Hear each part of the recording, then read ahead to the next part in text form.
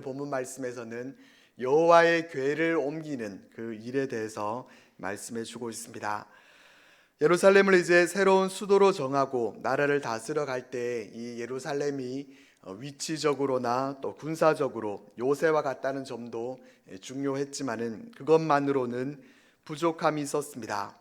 예루살렘이 나라의 중심지가 되려고 하면은 종교의 중심지가 될 필요도 있었습니다. 그동안 하나님의 교회는 실로에 있던 하나님의 장막 실로에 있었었고, 또 길갈과 베델과 같은 곳이 사무엘 때는 종교적 중심지가 됐었는데, 이제 예루살렘이 그 역할을 하려고 하면은 여호와의 궤를 모셔오는 이 일이 꼭 필요했습니다. 본문 1절과 2절 말씀을 보겠습니다.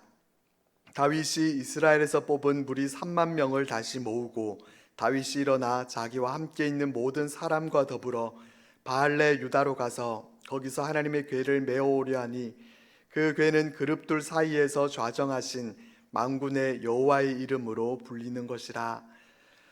다윗은 백성들 가운데서 3만 명이나 되는 사람들을 다시 모읍니다.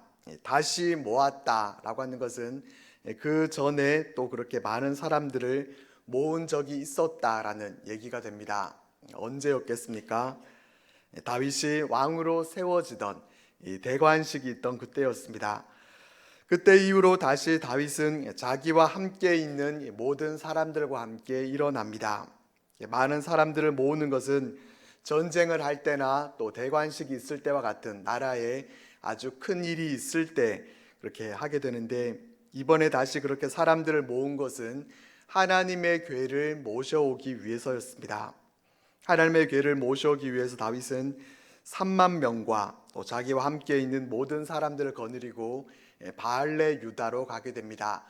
이 바알레 유다라고 하는 것은 기럇 여아림과 같은 이름, 같은 지역이고 다른 이름입니다. 하나님의 궤가 어떤 상태에 있었는가 하면은 사무엘상 말씀에서 우리가 봤던 것처럼 블레셋과의 전쟁이 있었을 때 하나님의 궤를 모셔오기만 하면은 이길 수 있을 거라고 그렇게 생각하고 전장터로 궤를 모셔왔지만은 결국은 패전하고 이 궤를 빼앗기고 말았습니다. 블레셋의 궤를 빼앗긴 후에 궤는 블레셋에서 이곳저곳으로 또 그렇게 옮겨 다니면서 방황하기도 했었습니다. 그러다가 블레셋에 내린 재앙으로 인해서 더 이상 궤를 갖고 있지 못하고 베세메스로 보냈었습니다. 그곳에서 그곳 사람들이 하나님의 궤를 들여다보다가 5만 70명 내지는 70명이 죽게 되는 그런 사건이 발생했습니다. 하나님의 궤를 모시는 것을 다 두려워해서 떠넘기듯이 맡긴 곳이 바로 기럇 여아림이었습니다. 그곳에서 누구의 집에 있었습니까? 기럇 여아림의 아비나답의 집에 있었습니다. 그래서 아비나답의 집에 안치가 아니라 방치되어 있다시피 했던 이 하나님의 궤를 모시기 위해서 바알레 유다로 내려가게 됩니다. 이때 있었던 그 모습을 한번 그려보겠습니다. 3만 명이나 되는 그 많은 사람들이 예루살렘에서 바알레 유다까지로 가게 되는데, 예루살렘과 바알레 유다까지 거리는 약 12km 정도 되는 그런 거리로 알려져 있습니다. 그 짧지 않은 거리를 3만 명이 행진해 나갑니다. 앞에서부터 끝까지 그 사람들을 보려고 하면은 다 보이지도 않는 그런 많은 사람들입니다. 사실 궤 하나를 옮기는데 그렇게 많은 사람들이 과연 필요했을까 하는 또 그런 생각도 해보게 됩니다. 궤가 아무리 무거워도 4사람이 메면은 충분히 들 수가 있을 것이고, 12km 거리를 4사람들만 들고 오기는 또 힘이 드니까 서로 좀 번갈아 가면서 메고 올 수 있는 사람 10여 명 정도만 있으면 충분히 궤를 모셔올 수 있었을 것입니다. 최소 인원으로 하자면은 4명이 수레를 갖고 가면은 넷이서 그렇게 궤를 가져오는 데는 별 어려움이 없을 것입니다. 그렇지만 다윗은 그렇게 소수의 인원으로 그냥 궤를 가져오는 것만을 목적으로 하는 것이 아니라 그 많은 사람들을 동원해서 온 백성들이 궤를 모셔오는 그 모습을 볼 수 있게 했습니다. 대관식 때도 수많은 백성들이 모인 자리에서 나라의 큰 행사를 그렇게 치렀던 것처럼 교회를 모셔오는 일도 대관식만큼이나 아주 성대하게 온 백성들이 그 모습을 보면서 나라의 큰 행사로 치르고자 했습니다. 교회를 옮겨오는 행사도 대관식과 연결이 되어서 다윗의 왕권 강화와 연관이 있다라는 것을 우리가 알게 됩니다. 그 많은 인원들이 바알레 유다라고 가서 또 어떻게 하는지 3절 말씀을 보겠습니다. 그들이 하나님의 궤를 새 수레에 싣고 산에 있는 아비나답의 집에서 나오는데 아비나답의 아들 우사와 아효가 그 새 수레를 모니라. 여기를 보면은 새 수레가 등장합니다. 다윗은 하나님의 궤를 운반하기 위해서 새 수레를 준비시켰습니다. 하나님의 궤를 모셔오기 위해서 만든 것이니까 얼마나 정성 들여서 멋지게 잘 만들었겠습니까? 이 새 수레에 하나님의 궤를 실었습니다. 그리고 아비나답의 집에서 나오는데 그 수레를 누가 몰았는가 하면은 아비나답의 아들 우사와 아효가 그 수레를 몰았습니다.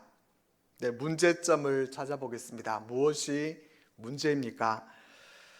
지난주에 우리는 다윗이 블레셋 사람들과 르바임 골짜기에서 있었던 1, 2차 전쟁이 있었던 모습을 볼 수 있었습니다.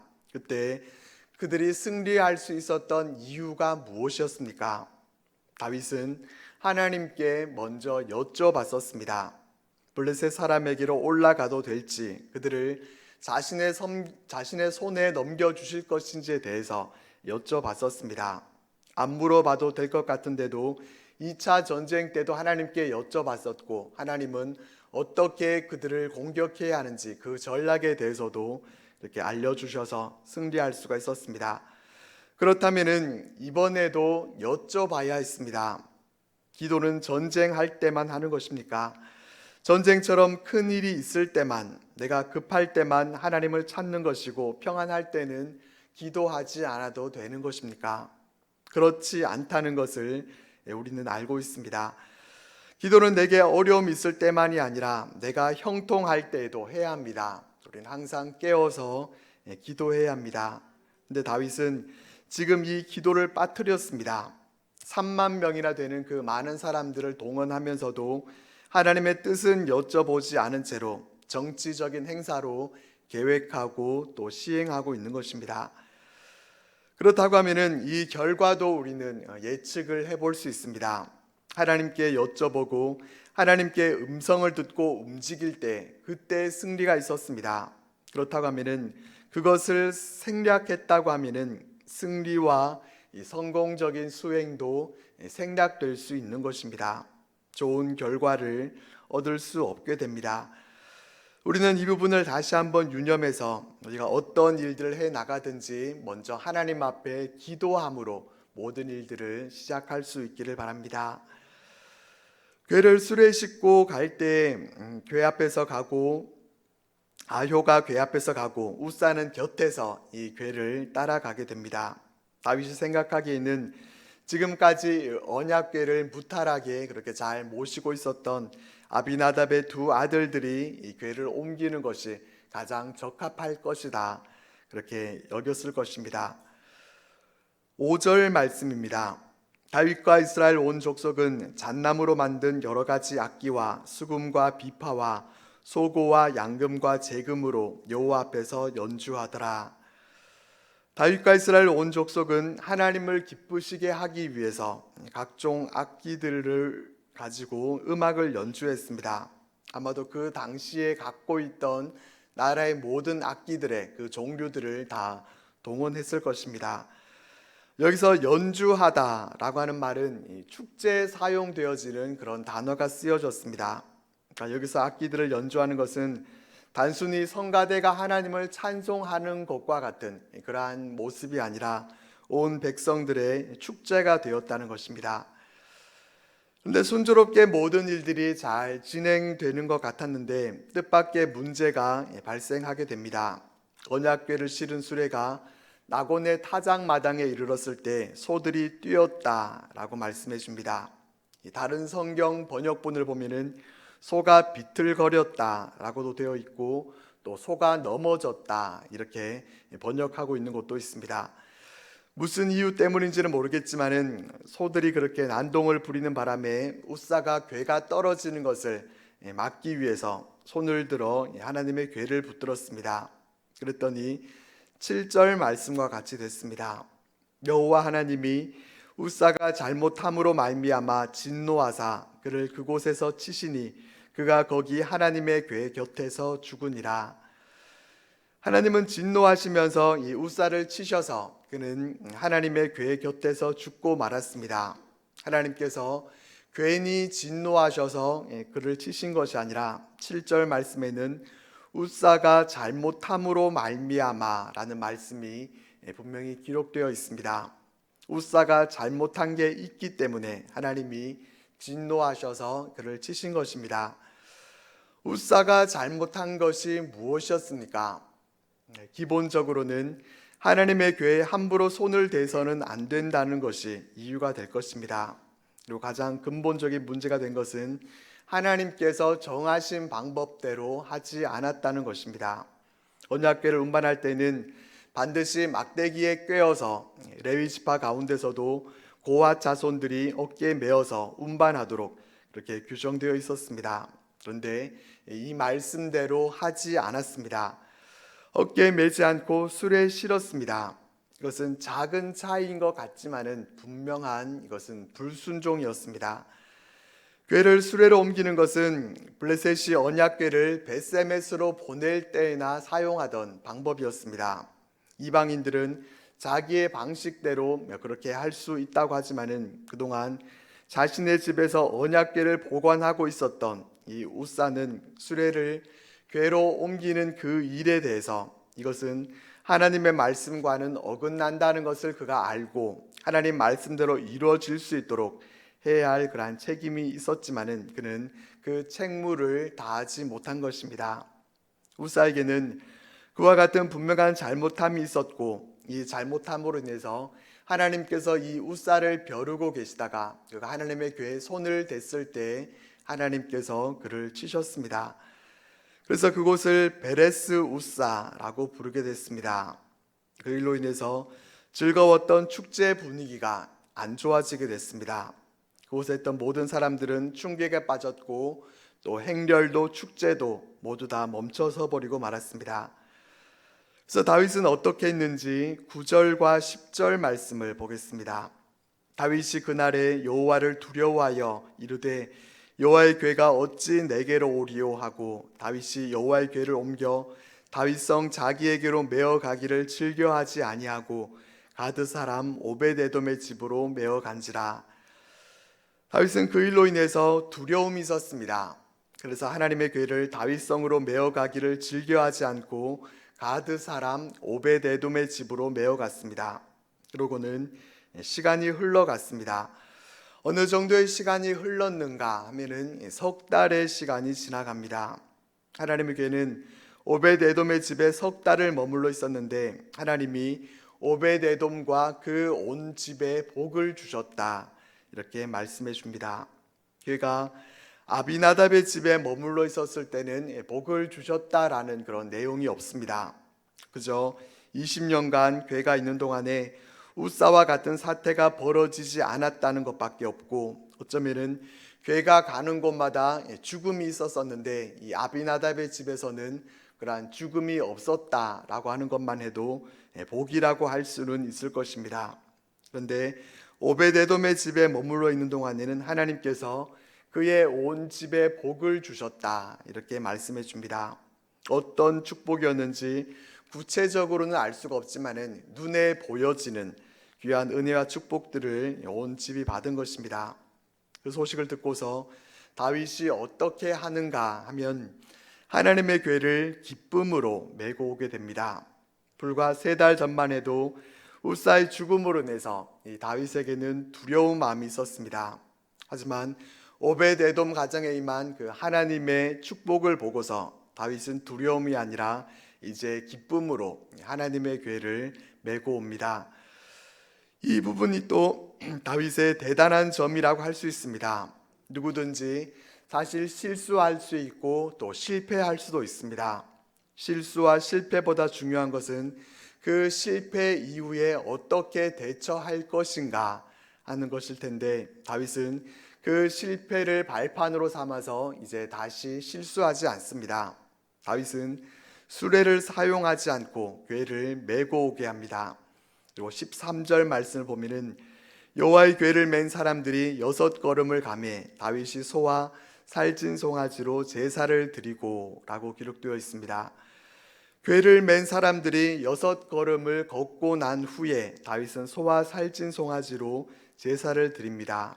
여기서는 5발짝을 걸었는지 또 7발짝을 걸었는지 그것이 중요한 것이 아니라 하나님의 궤를 메고 조금 걸어보게 했을 때 우사에게 일어났던 그 일이 다시 일어나지는 않는지 그것을 확인한 후에 하나님께 제사를 드렸다는 것입니다. 그만큼 다윗은 지난번 실수를 마음에 새기면서 조심스럽게 행동했다는 것입니다. 그리고 다윗은 궤를 메고 오면서 베옷을 입은 채로 하나님 앞에서 힘을 다해서 춤을 춥니다.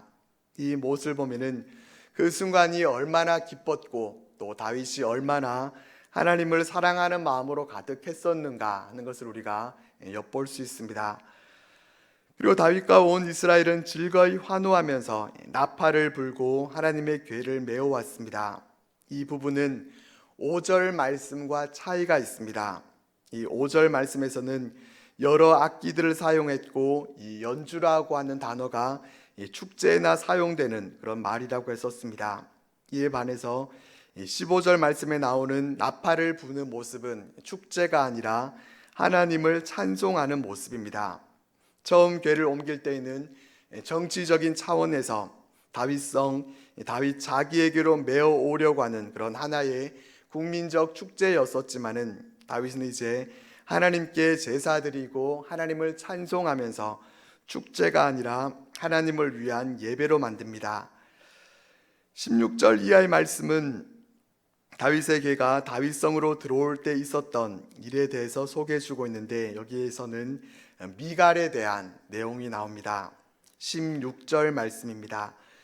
여호와의 궤가 다윗성으로 들어올 때 사울의 딸 미갈이 창으로 내다보다가 다윗 왕이 여호와 앞에서 뛰놀며 춤추는 것을 보고 심중에 그를 업신여기니라. 하나님의 궤가 들어올 때 다윗이 하나님 앞에서 뛰면서 춤추는 것을 창으로 내다보던 미갈은 다윗을 업신여깁니다. 궤가 예루살렘으로 들어옴으로 인해서 다윗의 왕권이 강화되고 뭔가 이제 나라가 더 확실하게 기강이 잡혀가야 되는 그러한 상황에서 다윗이 스스로를 그 왕 이하의 천한 모습으로 이렇게 춤추고 있는 모습이 미갈이 보기에는 못마땅했던 것입니다. 그리고 17절에서 19절까지의 말씀에서는 다시 언약궤와 백성들에 대한 내용으로 시선이 옮겨갑니다. 하나님의 궤를 성 안으로 메고 들어간 후에 다윗은 궤를 위에서 친 장막 가운데 준비한 자리에 궤를 안치합니다. 그리고 번제와 화목제를 하나님 앞에 드렸습니다. 그리고 제사 후에 모든 백성들을 축복하고 또 그들에게 특별식도 제공해 줬습니다. 떡 한 개와 고기 한 조각과 또 건포도 떡 한 덩이씩을 나눠줬고 그렇게 백성들은 각기 집으로 돌아가게 됩니다. 그리고 다윗은 이제 백성들을 축복한 후에 자신의 가족들을 축복하기 위해서 집으로 돌아왔습니다. 그때 창문으로 다윗이 춤추는 모습을 보면서 다윗을 업신여겼던 이 미갈이 다윗을 맞으면서 뭐라고 말하는가 하면은 20절 말씀입니다. 다윗이 자기의 가족에게 축복하러 돌아오매 사울의 딸 미갈이 나와서 다윗을 맞으며 이르되 이스라엘 왕이 오늘 어떻게 영화로우신지 방탕한 자가 염치 없이 자기의 몸을 드러내는 것처럼 오늘 그의 신복의 계집종의 눈앞에서 몸을 드러내셨도다 하니. 미갈이 다윗에게 한 이 말을 다른 번역으로 옮겨보면 이렇습니다. 오늘 참으로 위엄 있으셨습니다. 이스라엘의 왕이 신하들의 여종들 보는 가운데 오늘 수치를 마구 드러내셨군요. 나사 하나 빠진 사람이 수치를 드러내든 말입니다. 미갈은 다윗에게 이렇게 비꼬듯이 말을 합니다. 하지만 다윗은 그렇지 않다는 것을 말합니다. 21절 말씀입니다. 다윗이 미갈에게 이르되 이는 여호와 앞에서 한 것이니라. 그가 내 아버지와 그의 온 집을 버리시고 나를 택하사 나를 여호와의 백성 이스라엘의 주권자로 삼으셨으니 내가 여호와 앞에서 뛰놀리라. 다윗은 미갈에게 말하면서 이 여호와 앞에서라는 이 말을 강조합니다. 다윗이 힘을 다해서 그렇게 춤을 췄던 것은 사람들 앞에서 한 것이 아니라 하나님 앞에서 한 것이었다라고 말합니다. 그곳에는 수많은 백성들이 있었습니다. 제사장들이 있었고 또 찬양대가 있었습니다. 그러나 다윗은 그곳에 있는 다른 시선들을 의식하지 않았습니다.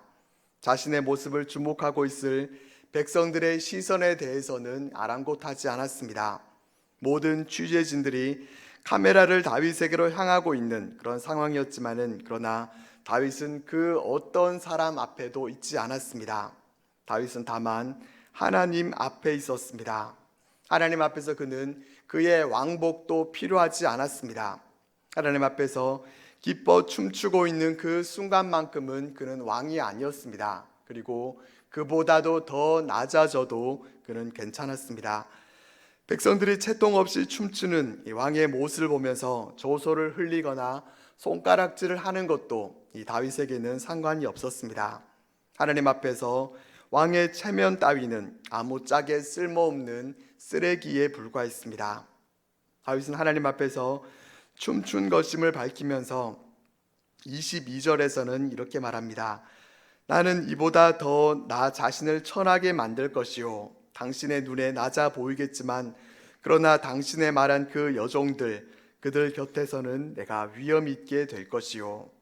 자신은 하나님 앞에서 더 낮아져도 상관없고 당신은 나를 낮게 보지만 당신이 말한 하녀들에게서는 내가 존경을 받을 것이다. 그렇게 반박합니다. 여기서 우리는 미갈의 문제점을 발견하게 됩니다. 미갈에게는 어떤 문제점이 있었습니까? 미갈의 문제점을 찾기 전에 이 미갈에 대해서 어떻게 말하고 있는가 하는 것을 우리는 먼저 살펴볼 필요가 있습니다. 미갈에 대해서 성경은 어떻게 기록하고 있는가 하면 20절과 23절 말씀을 보면은 사울의 딸 미갈이라고 이렇게 기록하고 있습니다. 성경은 다윗의 아내 미갈이나 또 왕비 미갈로 이렇게 기록하고 있지 않습니다. 사울의 딸 미갈이라고 의도적으로 이렇게 기록하고 있습니다. 이 말에는 아버지 사울을 닮아 있는 그 아버지의 그 딸이다라는 의미가 담겨 있습니다. 사울은 어떠했습니까? 그는 하나님의 교회에 대해서 전혀 관심이 없었습니다.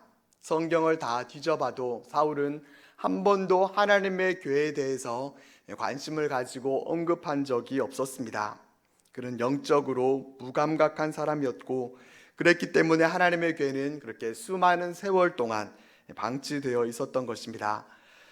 아버지의 그런 태도를 보고 자랐던 미갈 역시 마찬가지였습니다. 이 여호와의 교회가 성으로 들어오고 온 백성들이 기쁨으로 찬양하면서 축제를 벌이는데도 관심이 없었습니다. 16절 말씀을 다시 보면은 여호와의 교회가 다윗성으로 들어올 때에 사울의 딸 미갈이 창으로 내다보다가 라는 말씀을 볼 수가 있습니다. 하나님의 교회가 다윗성으로 들어올 때에 이 미갈이 한 행동은 창으로 내다보는 것이었습니다. 미갈은 그 행렬 가운데 있지 않았습니다. 미갈은 왕비였습니다. 국모의 자리에 있는 사람이었습니다. 다윗처럼 춤추지는 못하더라도 그 자리에 함께 있는 것이 마땅했습니다. 무슨 피치 못할 사정이 있었는지는 모르지만은 최소한 여호와의 교회가 들어올 때에 나가서 그는 맞이해야 했습니다. 그렇게 하지는 못하고 미갈은 춤추는 다윗을 보고 업신여깁니다. 왕가의 채통을 손상시켰다고 그렇게 한마디를 내뱉습니다. 미갈의 관심사는 이스라엘의 왕의 영화로움에 있었습니다. 미갈에게 있어서는 하나님이 그의 기쁨이 아니었습니다. 미갈은 다윗처럼 온 힘을 다해서 하나님 앞에 예배하는 그런 예배자가 아니었습니다. 이런 미갈의 결말에 대해서 23절 말씀은 이렇게 말씀해 주고 있습니다. 그러므로 사울의 딸 미갈이 죽는 날까지 그에게 자식이 없으니라. 미갈은 죽는 날까지 자식을 낳지 못했습니다. 그 이유는 아마도 다윗이 이 미갈을 가까이 하지 않았기 때문이었을 것입니다. 미갈이 자식이 없었다고 하는 것은 사울 가문의 피가 섞인 자녀가 다윗 사이에서 태어나지 못했다는 것입니다. 사울의 가문과 다윗의 가문이 끝내 결합하지 못하고 사울 가문의 후손들은 그렇게 완전히 사라지게 됐다라는 것을 말해줍니다. 미갈은 가장 훌륭한 예배자를 곁에 두었음에도 불구하고 예배할 줄 몰랐고 그런 사울의 가문은 그렇게 완전히 몰락하고 말았습니다. 오늘 말씀을 통해서 마음에 새겨보게 되는 것은 목적과 의도는 선하다고 해도 그 일을 진행하는 과정에서 잘못된 방법을 사용하게 되면 일 전체를 그르치게 될 수 있다는 것입니다. 하나님의 괴를 다윗성으로 모셔오려고 했던 다윗의 의도와 목적은 선했습니다. 물론 어느 정도의 정치적인 그러한 의도도 있었겠지만은 다윗은 하나님을 누구보다도 사랑하는 그런 자였기 때문에 하나님을 가까이 두고자 하는 그런 마음에서 하나님의 괴를 모시고자 하는 그러한 선한 의도로 일을 시작했습니다. 하지만 하나님께 여쭤보거나 하나님의 방법대로 하지 않고 인간적인 생각으로 일을 진행시켰을 때 하나님은 웃살을 치셔서 그 일이 잘못되었다라는 것을 나타내 보이셨습니다. 아무리 목적이 선하더라도 하나님의 방법대로 하지 않게 되면 하나님이 진노하신다는 것입니다. 하나님께 여쭤보면서 일을 진행하는 것은 아무리 자주 많이 하더라도 지나침이 없습니다. 성경에 기록된 모든 사건들을 보면은 하나님께 물어보고 기도하지 않음으로 인해서 마음대로 행하다가 일어난 일들이 많음을 우리가 보게 됩니다. 하나님께 우리가 겸손히 여쭤보고 기도하면은 하나님은 응답해 주시고 또 가장 합당한 길을 보여주시고 선한 길로 인도하셔서 최고의 결과를 우리들에게 선물해 주십니다. 이것을 마음에 새기면서 늘 하나님 앞에 우리가 기도로 나아가고 또 하나님이 기뻐하시는 목적과 함께 하나님이 기뻐하시는 방법을 사용해서 하나님의 뜻을 이루어가고 또 하나님께 영광 올려드리는 우리들 모두가 되시기를 바랍니다.